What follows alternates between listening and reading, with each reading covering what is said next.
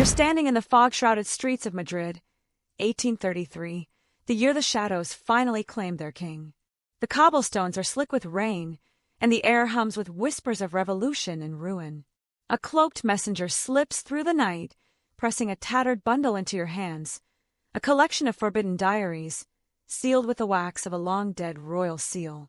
As you unfold the pages under the flicker of a distant lantern, the words leap out like ghosts, tales of a monarch whose body was a monstrosity, whose soul was a void, and whose reign was a symphony of suffering.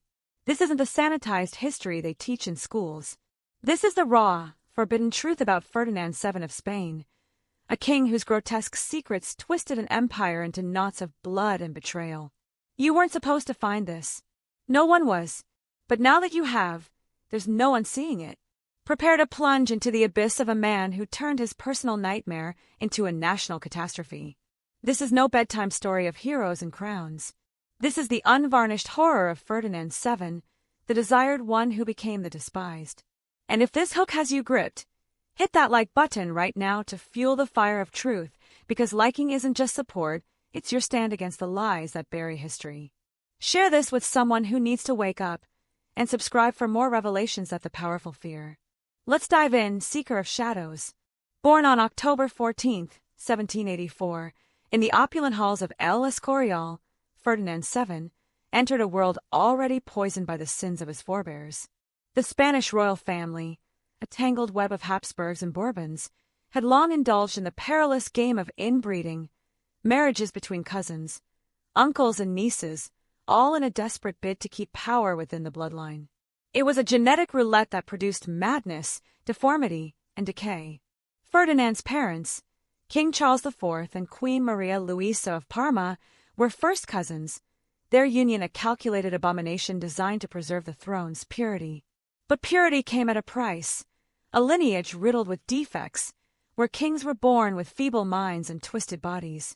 From his first breath, Ferdinand was marked by this curse, not by fate or fairy tale villains, but by the cold arithmetic of royal arrogance. The court physicians, bound by oaths of secrecy that could cost them their lives, documented Ferdinand's anomalies in encrypted journals, later smuggled to the Vatican archives, where they gathered dust to this day. His most infamous affliction was no mere quirk. It was a horror that defied nature. Ferdinand's manhood was grotesquely oversized and malformed, a thin base like a fragile reed, swelling to the girth of a clenched fist at the tip, elongated to absurd proportions, perhaps 10 inches in repose and far more when aroused. One anonymous medic likened it to a billiard cue fashioned by a mad artisan, curved unnaturally and adorned with bizarre protuberances that served no earthly purpose. This wasn't a medical footnote. It was the defining scar of his existence, a physical prison that shaped his psyche into something dark and vengeful. Imagine the young prince, heir to one of Europe's mightiest empires, navigating a childhood steeped in mockery and isolation. The palace at Madrid, with its gilded walls and echoing corridors, was a stage for his humiliation. Servants whispered behind hands, courtiers exchanged sly glances, and even foreign ambassadors penned coded dispatches about the royal peculiarity. In an era that idolized the classical ideals of ancient Greece, where restraint and proportion were virtues, Ferdinand was a grotesque outlier, a living caricature. His tutors, sworn to discretion, noted his early withdrawal from social games, his preference for solitary hunts where he could unleash his frustrations on defenseless game. The giggles of chambermaids as they changed linens, the averted eyes of potential playmates, these were the forge that tempered his soul into steel-hard paranoia. His family life only fueled the fire. King Charles IV, a bumbling figure more interested in hunting lodges and statecraft, was a weak patriarch who offered no guidance. Queen Maria Luisa, bold and unapologetic, carried on a notorious affair with Manuel de Godoy, the ambitious prime minister who effectively ruled Spain. Young Ferdinand witnessed this betrayal daily, the lingering touches, the private audiences, the queen's laughter echoing from Godoy's chambers. It taught him that love was a facade, trust a fool's errand, and power the only shield against vulnerability. But it was his body that truly broke him. A chilling entry from the court chaplain's memoir recounts an incident at age 12. A page boy stumbled upon Ferdinand bathing and glimpsed the anomaly. The boy's innocent gasp led to a flogging, So severe he bore scars for life. His family was exiled to a remote outpost in the colonies. Ferdinand's message was clear: witness my shame and pay the price. By adolescence, the prince had internalized this lesson, transforming from a shy boy into a budding tyrant. His studies, meant to prepare him for kingship, became exercises in manipulation. He delighted in setting courtiers against each other, planting rumors to watch alliances crumble. Tutors reported his vindictive streak. A stable hand who mocked Ferdinand's awkward gait, a side effect of his condition's discomfort, found his prized horse poisoned. Servants vanished without trace, their disappearances attributed to desertion. The palace buzzed with fear as Ferdinand honed his ability to wield authority like a whip. This wasn't mere teenage rebellion. It was the birth of a monster, forged in the crucible of bodily betrayal and familial dysfunction. The political implications of his condition loomed large from the start. Producing an heir was the sacred duty of any monarch, yet Ferdinand's anatomy made it a near impossibility. Physicians like Dr. Francisco Flores, working in shadow chambers, left behind notes that paint a picture of desperation. Normal intimacy was out of the question. The organ's size and shape risked injury to any partner. Craftsmen were summoned under cover of night to fashion bizarre aids, padded cushions to elevate and support, silk restraints to maintain positions, exotic oils imported from the Orient to reduce friction and pain. These devices, hidden in locked vaults, were less tools of passion than instruments of survival, designed to mitigate the physical toll on his brides. Ferdinand's quest for a cure consumed fortunes. He consulted alchemists and charlatans from across Europe, ingesting potions of ground rhinoceros horn, powdered pearls, and rare herbs from the Amazon. Each failure deepened his rage, convincing him that the world conspired against him. Astrologers charted stars for auspicious nights. Mystics chanted incantations over his bed. Nothing worked. His paranoia extended to those around him. Anyone privy to his secret became a potential enemy. A herbalist who promised shrinkage but delivered only side effects was thrown into a dungeon, his tongue cut out to ensure silence. In 1802, at age 18, Ferdinand married his first cousin, Maria Antonia of Naples in Sicily. The wedding was a grand affair, with fireworks illuminating the Madrid sky and feasts that drained the royal coffers. But the bridal chamber was a scene from hell. Maria Antonia, a delicate princess raised in sheltered luxury, was utterly unprepared.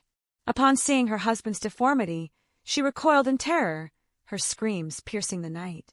Physicians rushed in, not as romantics, but as surgeons, arranging the cushions, applying laudanum to sedate her, and guiding the act like a medical procedure. What should have been a union of hearts was a clinical violation, leaving both scarred. Maria Antonia's ordeal didn't end there. Night after night, the ritual repeated, her body battered and her mind fractured. She became dependent on laudanum, wandering the palace like a specter, her eyes hollow with trauma. Ferdinand, humiliated by her revulsion, interpreted it as disloyalty. He grew obsessive, demanding she submit without complaint, even commissioning custom restraints. Leather harnesses lined with velvet to hold her in place. Astrologers were consulted again, timing encounters with lunar phases. Dark arts practitioners whispered spells over their bed. Twice she conceived, and twice she miscarried, her frail frame unable to cope. The second loss in 1805 left her bedridden, her spirit shattered. By 1806, Maria Antonia was a shell, addicted and broken. She died at 21 in 1807, officially from a fever, but court whispers spoke of despair-induced decline. Or worse, poison administered by Ferdinand's hand, weary of her failures. The palace apothecary, who mixed her tonics and knew too much, was found dead shortly after his ledgers burned. Ferdinand's grief was performative. Public tears at her funeral, private scheming for a replacement. This marriage wasn't love. It was a war Ferdinand waged on his own inadequacy, with Maria Antonia as collateral damage. If this tale of royal horror has you hooked, pause right now and smash that like button. It's your way of honoring the forgotten victims like Maria Antonia. Share this video with a friend who loves dark history. Let's spread the truth far and wide.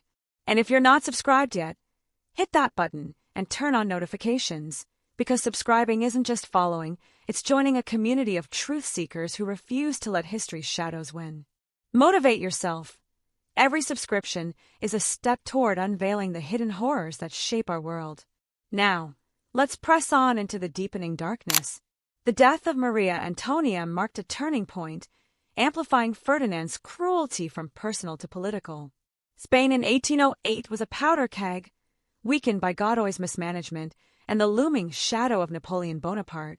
Sensing opportunity, Napoleon invaded, forcing Charles IV and Ferdinand to abdicate in favor of Joseph Bonaparte. The Spanish people, ignorant of Ferdinand's secrets, rally behind him as El Deseado, the desired one, an ironic title given his bodily undesirability. Exiled in France, Ferdinand seethed, his paranoia festering as he imagined courtiers back home gossiping about his condition. Medical historians today speculate Ferdinand suffered from macrogenitosomia or a similar hormonal disorder, causing his anomaly to worsen over time. Secret dispatches describe it evolving into a club-like appendage, curved like a scimitar, studded with fibrous growths that inflamed with every arousal. Pain became constant, fueling his bitterness. Craftsmen in exile fashioned portable aids, but his mind turned to vengeance against those who betrayed him. Upon reclaiming the throne in 1814 after Napoleon's defeat, Ferdinand didn't liberate Spain, he enslaved it. He abolished the progressive 1812 constitution, jailing liberals and reviving the Inquisition. Why such ferocity? His deformity had made him see any challenge as a personal attack. Reformers weren't political opponents. They were mockers of his godlike status. The Inquisition, with its torture chambers and auto de fes, became his enforcer, rooting out heretics who were often just whisperers of truth. In 1816, Ferdinand married again. Maria Isabel of Braganza, selected for her fertility. The wedding night replayed the nightmare, screams, laudanum restraints. Maria Isabel, more resilient, endured, but pregnancies ended in miscarriages. Ferdinand accused her of sabotage, ordering surveillance and poisoned tests on her food. The palace became a panopticon, servants turned spies. Maria Isabel died in 1818 after a stillbirth, her body exhausted. Ferdinand blamed her, his rage unchecked. Court life under Ferdinand was a theater of terror. He maintained secret lists of mockers, nobles exiled or executed for perceived slights. A diplomat who joked about the royal scepter was banished to the Philippines. Physicians proposing surgery met gruesome ends, one found in the Manzanares River, throat slit. Ferdinand's experiments continued, crude surgeries in palace basements, leaving scars and infections that worsened his pain. By 1819, a third marriage to Maria Josefa Amalia of Saxony. At 16, she was pious and naive. The bridal chamber horror unfolded. Refusing laudanum, she resisted, enraging Ferdinand. He confined her, isolating her from the world. She died childless in 1829. Heart failure, the official cause, poisoned the rumor. Ferdinand's wives weren't partners. They were victims in his quest for dominance. This is the midway mark in our descent, and I need you to engage to keep the momentum. Comment, I see the shadows twice below. It's not just a phrase. It's your affirmation that you're committed to uncovering these buried truths. Liking and sharing motivates me to dig deeper, and subscribing ensures you never miss a revelation. Remember, every like is a light in the darkness, every share spreads the fire, and subscribing is your pledge to truth over lies. Let's continue. Ferdinand's tyranny extended beyond the palace.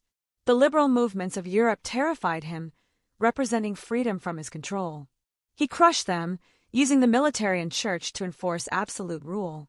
The Inquisition interrogated thousands, burning books and bodies. A merchant questioning taxes was branded heretical. A noble hosting salons was ruined. The empire crumbled.